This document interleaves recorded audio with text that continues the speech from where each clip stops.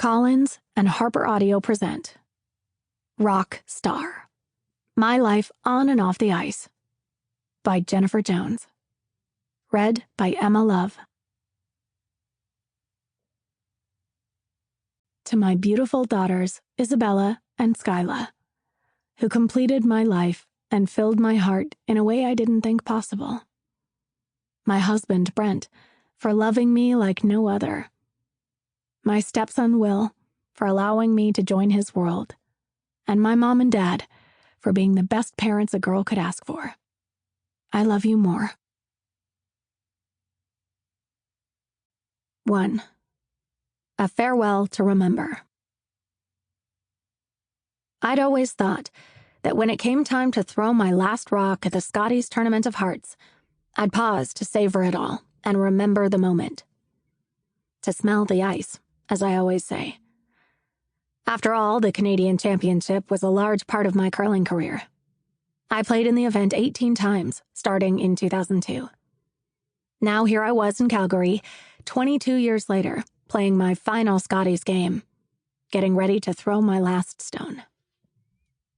People tell you to savor the moments with your children, because before you know it, they'll be grown up and you will miss those days of putting them to bed. You'll want those moments back. Those stressful yet happiest times of your life. As a mom, I have always taken those words seriously and felt them deeply, which is one of the biggest reasons I decided to say goodbye to competitive curling. I wanted to spend more time with our children. However, as I approached the last few moments of my curling career, I realized those words are also true of life and its moments. Where did the time go? I often still feel like the new kid on the block of the curling scene, but I know I'm not. I am the veteran, and it's time to pass the torch.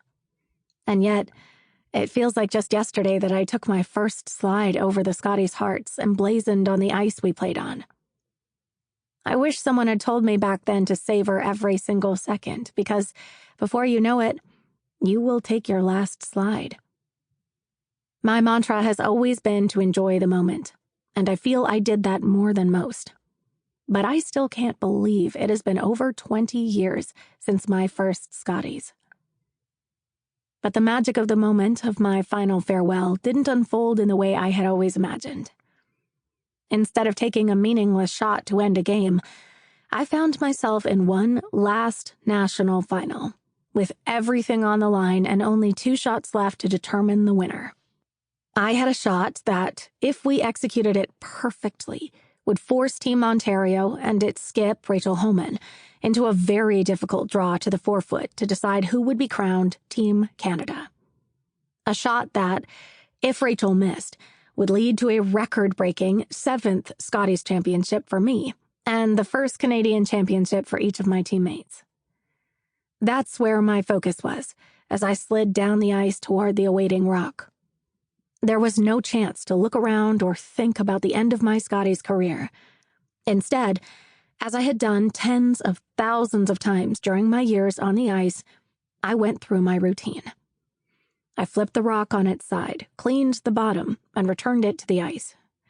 I rubbed my hand on my leg, and then looked down at the ice at my target and focused on my throw.